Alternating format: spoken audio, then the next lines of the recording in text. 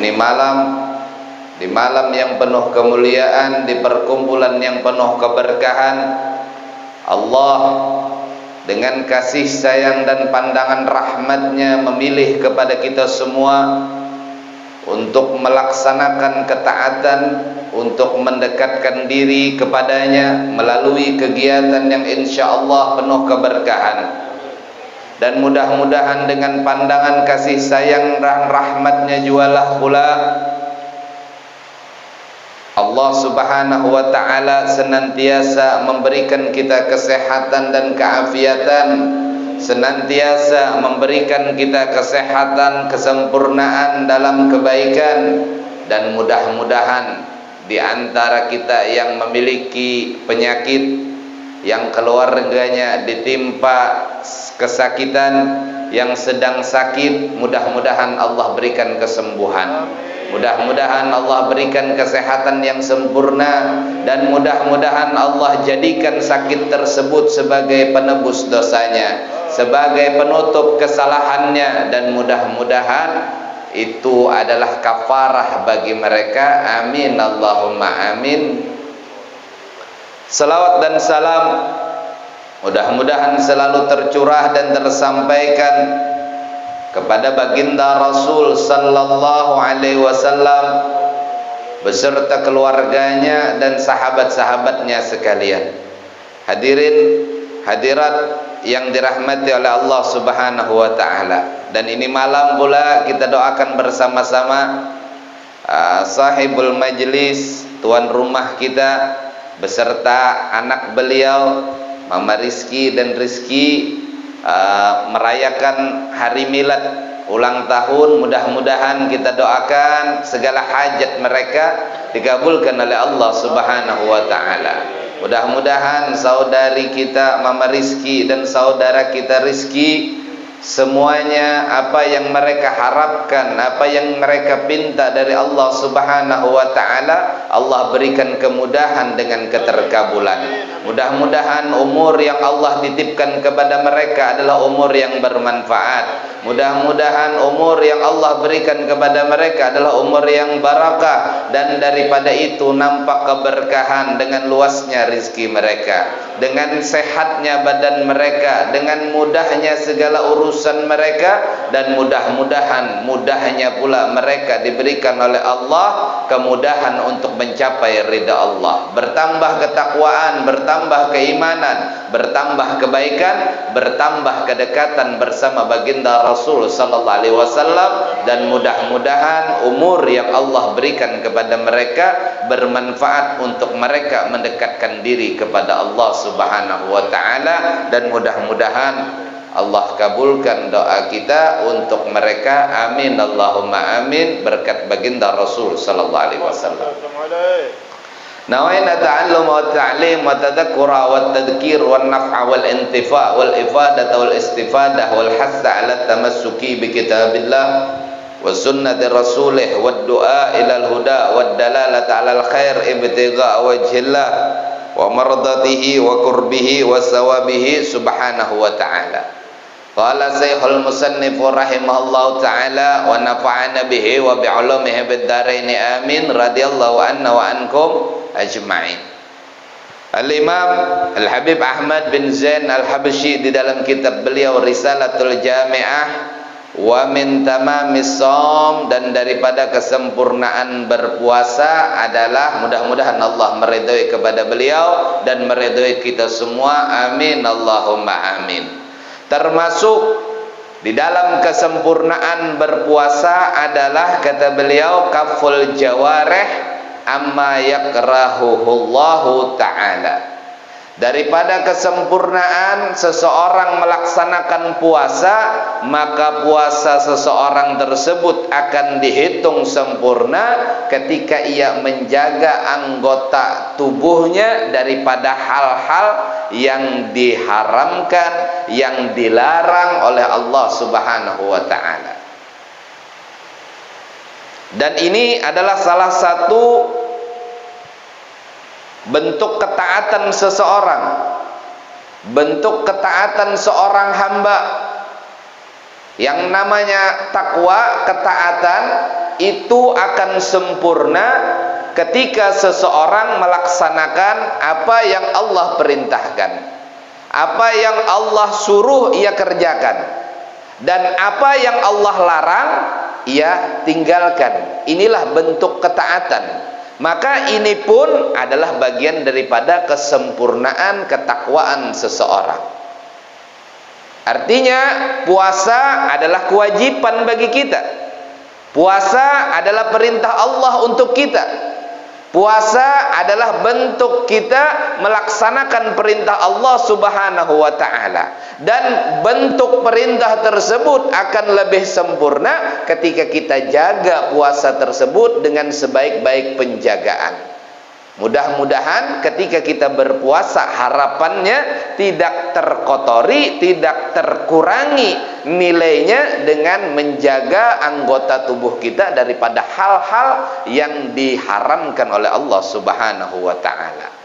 Minal a'dha'i sab'ah, daripada anggota tubuh yang 7: mata, pendengaran, mulut kita, perut kita, tangan kita, kaki kita, dan juga hati kita, dan juga kemaluan kita.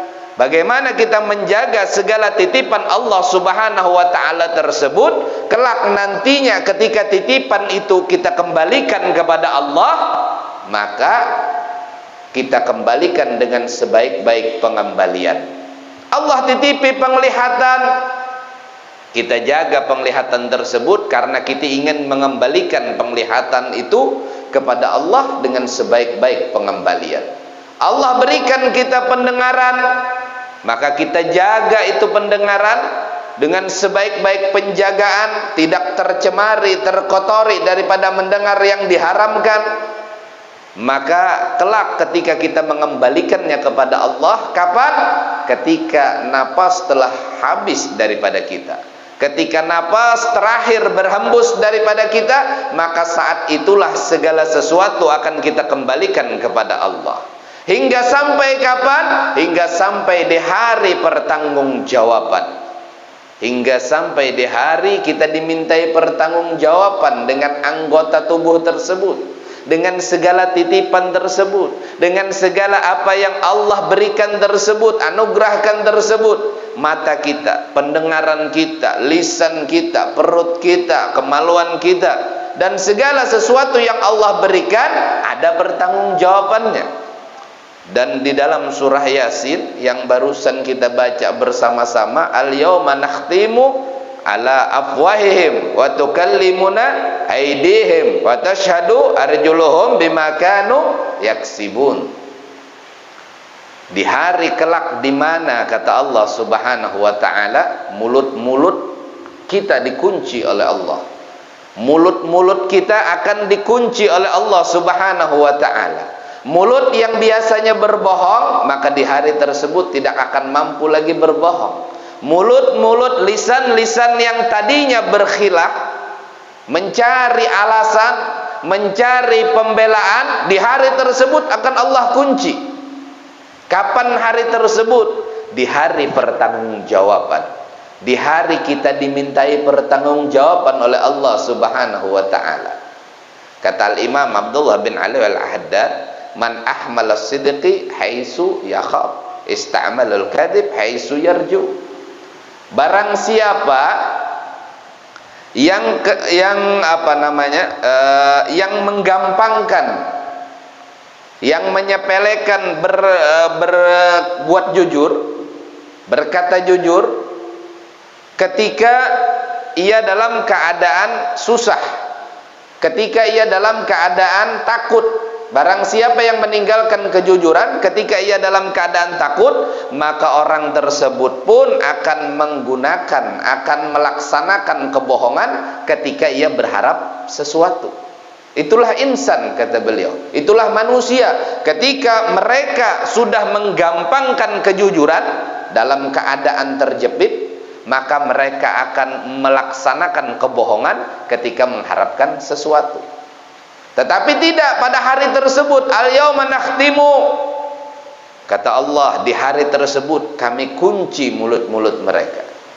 Di hari tersebut lisan-lisan kita dikunci oleh Allah Subhanahu wa taala. Yang berbicara adalah tangan-tangan kita, yang menjadi saksi adalah kaki-kaki kita.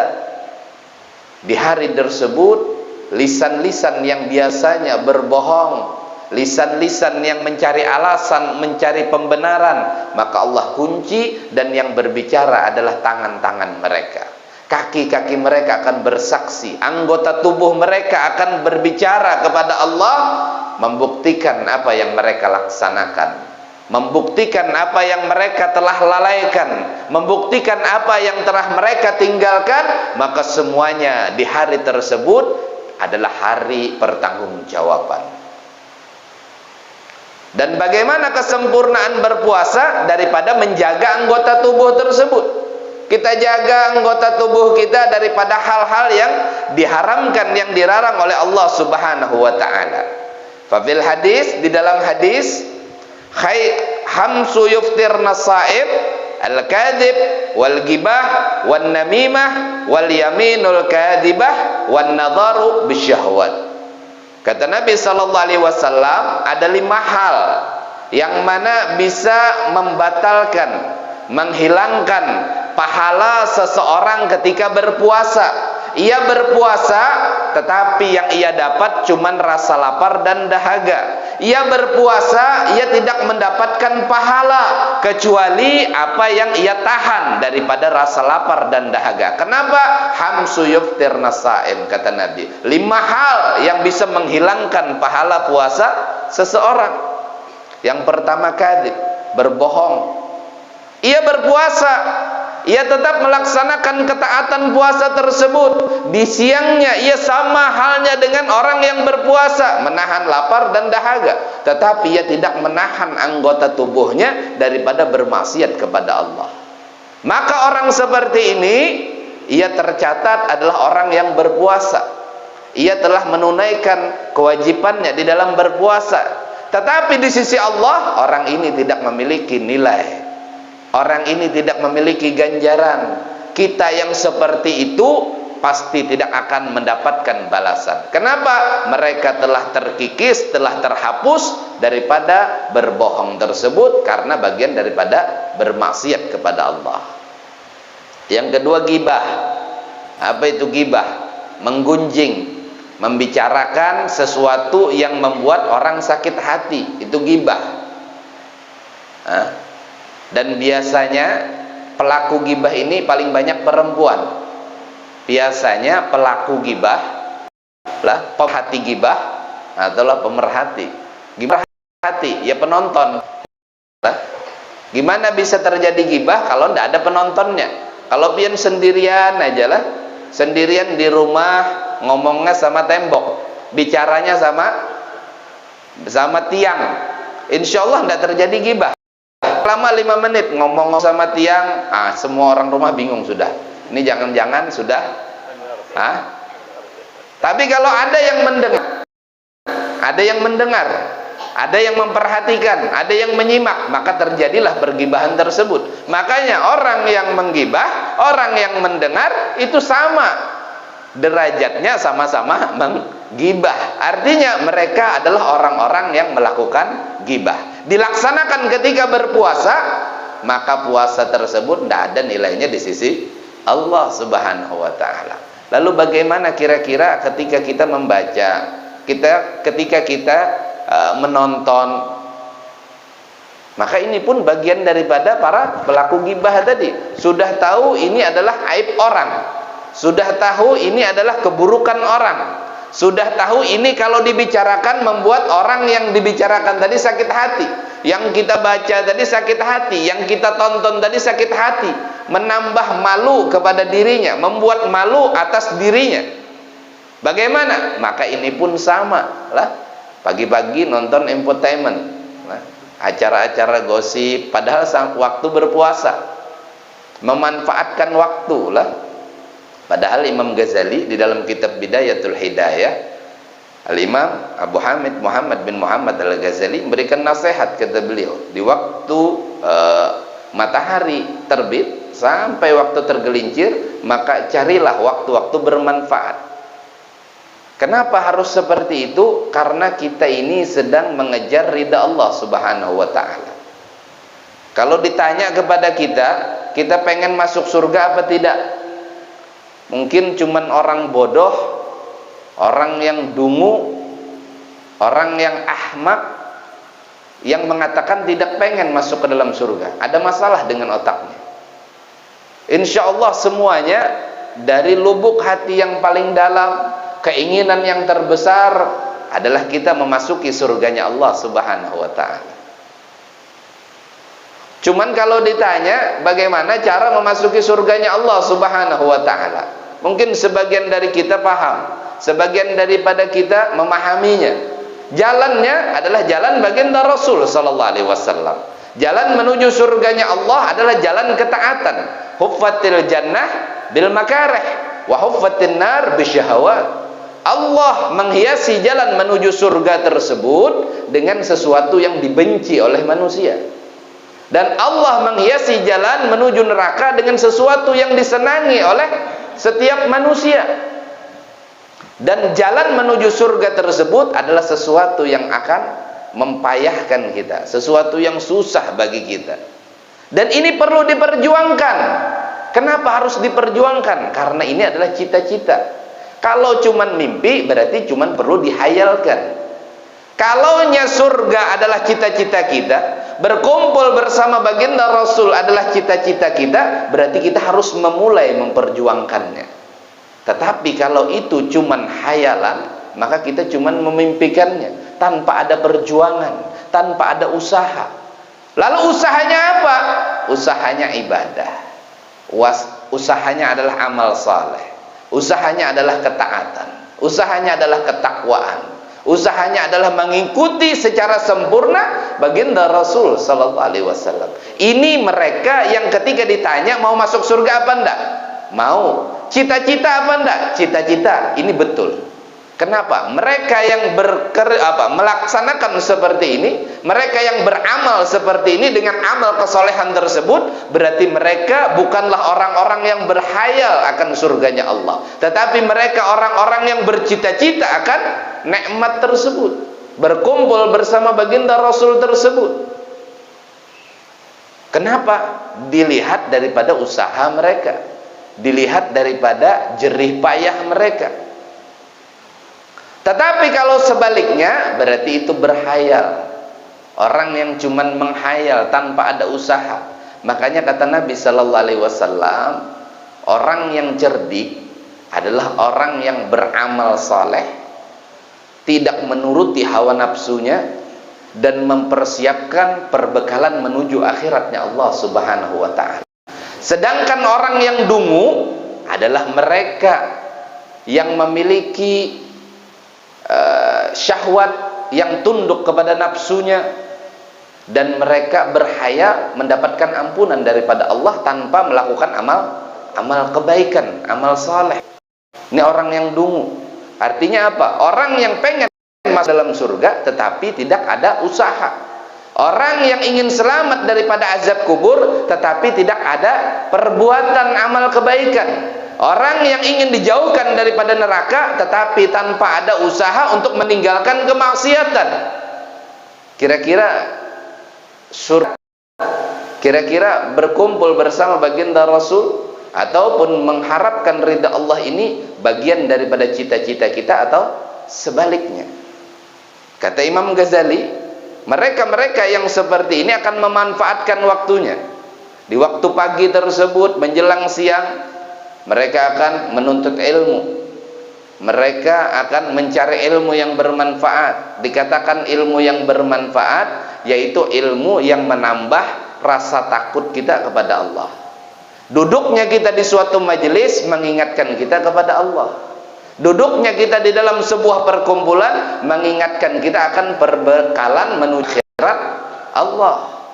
Duduknya kita di suatu perkumpulan nasihat agama mengingatkan kita untuk pentingnya meninggalkan maksiat, menambah ketaatan, menambah ketakwaan.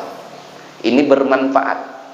Kalau tidak ada hal yang demikian, tidak menambah rasa takut kepada Allah, malah kita tambah lupa, cuman ada ketawa-ketawa di sana, menambah kita lupa akan ibadah, berarti itu bukan hal yang bermanfaat, kata Imam Ghazali. Kalau tidak bisa seperti itu, maka setidaknya jadi orang yang beribadah, kata beliau. Waktu kita diisi dengan ibadah, zikir, membaca Al-Quran, bertasbih, berselawat. Kalau tidak bisa juga, kata beliau, maka jadilah orang yang bermanfaat bagi orang di sekitarnya, menolong sesama muslim, menolong orang yang beriman. Kalau tidak bisa juga, kata beliau, maka jadilah orang yang tidak menjadi mudarat.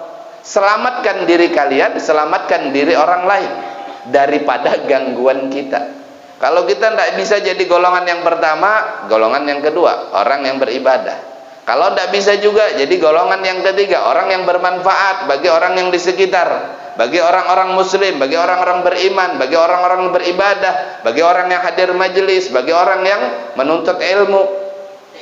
Kalau tidak bisa juga, kata beliau, maka jadilah orang yang tidak menjadikan dirinya mudarat untuk orang lain. Kalau tidak jadi yang keempat ini, empat golongan ini, bisa dipastikan kita memiliki waktu-waktu yang sangat tidak bermanfaat. Padahal ketika kita mencari dunia, ada masa-masanya. Pian ketika bekerja, ada jam kerjanya. Masuk jam berapa bekerja? Jam 10 pagi sampai jam 4 sore. Ini jam kerja lah. Jam kerja pian jam berapa? Jam 7 sampai jam 7 malam. Jam kerja pian jam berapa? Masuk jam 6, bulik jam 6. Berarti sisanya di luar jam kerja tersebut itu waktu luang.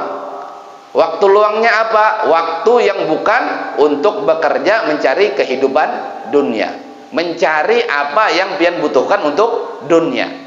Tetapi kalau berbicara tentang akhirat, surganya Allah Subhanahu wa ta'ala, itu tidak punya jam kerja, tidak ada punya waktu batasan, tidak ada. Dari ketika kita balik, maka sudah dimulai usaha tersebut. Ketika kita di dunia, maka sudah dimulai usaha tersebut. Ketika kita telah menggunakan akal kita, maka dimulailah usaha tersebut. Mau pian sudah terjaga di waktu malam ataupun masih tidur, maka usaha tersebut masih tetap dihitung. Sampai kapan? Sampai napas yang terakhir meluncur daripada pernapasan kita. Ketika napas telah berhenti, maka berhentilah usaha tersebut. Makanya dikatakan dunia itu adalah tempat beramal. Dunia itu adalah masa kita berjuang. Dunia itu adalah masa kita untuk betul-betul menghabiskan waktu, memanfaatkan waktu, memanfaatkan segala umur untuk memiliki nilai di sisi Allah. Waktu yang kita lewati itu adalah waktu yang tidak akan bisa kita kembali. Tetapi waktu yang telah lewat tersebut pasti ada pertanggungjawaban di sisi Allah. Entah itu kebaikan ataupun kemaksiatan, entah itu kelalaian ataupun kemanfaatan, tetapi semuanya memiliki nilai di sisi Allah Subhanahu wa ta'ala. Maka sebaik-baik orang adalah, kata Nabi sallallahu alaihi wasallam, yang cerdik mereka yang menghabiskan waktunya berjuang untuk menuju kehadirat Allah dengan perbekalan tersebut, mempersiapkan ia untuk menuju akhirat Allah. Inilah mereka. Waktu-waktu tadi tidak disia-siakan. Maka jangan sampai di dalam satu hari kita, di dalam 24 jam kita, terdapat banyak kekosongan daripada kemanfaatan. Ini nasihat Al-Imam Ghazali. Kata beliau, waktu yang tidak ada nilai ibadahnya, itulah kelalaian. Waktu yang sudah kita lewati, lalu tidak ada nilai ibadahnya, ada di sana tercatat kita berzikir kepada Allah. Tidak ada di sana kita tercatat sedang berselawat kepada baginda Rasulullah. Tidak ada di sana kita tercatat sedang melakukan kebaikan. Artinya biar guring-guring di rumah, gulang galik, kada bermaksiat, cuman hilang waktunya tadi. Maka ini adalah kelalaian, kata Imam Ghazali. Artinya kan ada orang mengisi waktu kosongnya. Nang apa nang pian gawe barang aja asal mengisi waktu kosong lah. Nah ini kelalaian. Padahal wakalonya kita kan refreshing lah, santai-santai. Kalau mereka mengira ini, menyangka ini adalah kelalaian. Jadi mudah-mudahan kita tuh orang-orang yang memanfaatkan waktu. Apalagi waktu tersebut diisi dengan kemaksiatan, maka ini adalah sesuatu yang perlu kita cermati, perlu kita garis bawahi, bahwasanya kita telah melalaikan daripada titipan Allah Subhanahu wa taala. Kata Nabi sallallahu alaihi wasallam, khamsu yuftirna shaim, al-kadzib wal ghibah wan namimah wal yaminul kadzibah wan nadaru bisyahwat. 5 hal yang bisa menghilangkan pahala puasa seseorang: bohong, ghibah, namimah, adu domba, wal yaminul kadzibah, dan sumpah palsu, dan juga yang terakhir kata Nabi sallallahu alaihi wasallam yaitu memandang dengan pandangan syahwat. Kira-kira pandangan syahwat ini seperti apa? Memandang dengan pandangan syahwat ini adalah memandang yang bukan mahram kita, yang berbeda jenis dengan kita. Ketika kita memandangnya, ada ketertarikan syahwat, ada keinginan syahwat, maka itulah yang disebut dengan pandangan syahwat. Makanya mudah-mudahan kita diselamatkan oleh Allah Subhanahu wa taala. Terlebih beribadah, berpuasa tersebut diselamatkan daripada pandangan-pandangan yang syahwat seperti ini. Apalagi di akhir zaman seperti ini, kita lihat muslimah-muslimah kita, bukan cuma muslimah, yang laki-lakinya telah meninggalkan muru'ah, kehormatan sebagai seorang muslim. Banyak perempuan-perempuan muslimah dengan bangganya ditonton oleh laki-laki yang bukan mahramnya. Banyak di antara kita yang dengan bangganya ditonton perbuatan yang tidak baik tersebut oleh orang-orang lain. Mereka bangga dengan kemaksiatan, kita bangga dengan kemaksiatan. Naudzubillah summa naudzubillah. Ini termasuk daripada pandangan yang mengandung syahwat, dan ini pun akan menghilangkan pahala puasa seseorang. Makanya Allah Subhanahu wa taala mengingatkan kepada kita, ya ayyuhalladzina amanu qu anfusakum wa ahlikum nara. Di akhir zaman seperti ini banyak pintu-pintu syaitan yang terbuka, yang siap kita masuki. Maka kita harus menjaga diri kita. Mata kita adalah pintu hati kita, telinga kita adalah pintu hati kita. Ketika telah masuk jaring-jaring syaitan ke dalam hati kita melalui pintu-pintu tersebut, maka kita akan mudah condong melaksanakan kemaksiatan, lebih condong ingkar kepada Allah, lebih condong melalaikan perintah Allah. Kenapa? Di dalam hati kita telah tertanam kecondongan terhadap syaitan-syaitan tersebut. Wa man a'rada an dzikri fa inna lahu ma'isyatan danka wa nahsyuruhum yaumal qiyamati a'ma. Dan barang siapa yang berpaling daripada peringatanku, kata Allah, siapa? Mereka-mereka yang telah sampai kabar kepadanya nasihat, mereka-mereka yang telah sampai kepadanya kabar tentang ketaatan untuk meninggalkan kemaksiatan, lalu mereka berpaling. Wa man a'rada an dzikri fa inna lahu ma'isyatan danka wa nahsyuruhu yaumal qiyamati a'ma. Maka Allah akan menurunkan kepadanya kesempitan kehidupan. Ia banyak memiliki harta di dunia, tetapi hatinya sempit. Ia banyak memiliki kekuasaan, tetapi ia dalam kesempitan. Ia banyak memiliki pengikut, tetapi ia dalam kesempitan. Apa yang sempit? Hatinya, keimanannya, keikhlasannya. Dan kelak orang ini pun akan dibangkitkan dalam keadaan buta matanya pada hari kiamat. Naudzubillah summa naudzubillah. Mudah-mudahan kita bukan termasuk orang-orang yang berpaling daripada peringatan Allah. Dan mudah-mudahan setiap majelis yang kita datangi, yang kita berkumpul di dalamnya, yang itu mudah-mudahan adalah bagian daripada peringatan Allah untuk kita, mengingatkan untuk kita kepada Allah, mengingatkan untuk kita melaksanakan ketaatan kepada Allah, mengingatkan kepada kita untuk meninggalkan kemaksiatan. Maka mudah-mudahan kita tidak berpaling daripada peringatan tersebut. Mudah-mudahan kita bukanlah orang yang berpaling daripada peringatan Allah, dan mudah-mudahan Allah tanamkan kekuatan di dalam hati kita, kekuatan di dalam jiwa sanubari kita untuk melaksanakan nasihat-nasihat tersebut, untuk melaksanakan amalan-amalan tersebut, untuk melaksanakan ilmu-ilmu tersebut, sehingganya duduknya kita di majelis, duduknya kita di perkumpulan seperti ini adalah duduk yang bermanfaat, bukan cuman hanya sekedar duduk mencari keberkahan tanpa ada tujuan untuk mengamalkan. maka mudah-mudahan tertanam di dalam hati kita bantuan daripada Allah, taufik dan hidayahnya untuk kita melaksanakan ketaatan, untuk melaksanakan kebaikan, dan mudah-mudahan Allah memandang kita dengan pandangan rahmat kasih sayangnya, sehingganya kita diberikan kekuatan untuk meninggalkan kelalaian, untuk meninggalkan kemaksiatan, untuk meninggalkan sesuatu yang dimurkai oleh Allah Subhanahu wa ta'ala. Mudah-mudahan Allah jadikan ini perkumpulan yang menyebabkan ampunan. Allah jadikan ini perkumpulan yang menyebabkan rahmat. Tidaklah kita keluar dari tempat ini kecuali keluar dengan ampunan. Tidaklah kita berkumpul kepada tempat ini kelak nantinya mudah-mudahan dengan harapan keberkahan. Mudah-mudahan kita semua yang hadir di tempat ini adalah orang-orang yang doanya dikabulkan oleh Allah Subhanahu wa ta'ala. Dan mudah-mudahan kita semua yang hadir berkumpul di tempat ini adalah orang-orang yang mendapatkan pandangan kasih sayang dari Allah, sehingganya terpenuhi hati-hati kita dengan keikhlasan, dengan mahabbah, dengan keinginan bertakarrub kepada Allah. Mudah-mudahan kita semua yang hadir di sini dan keluarga kita yang di rumah mudah-mudahan diberikan kesehatan, keafiatan, dan mudah-mudahan kita bisa melewati ujian ini dengan sebaik-baik kesabaran.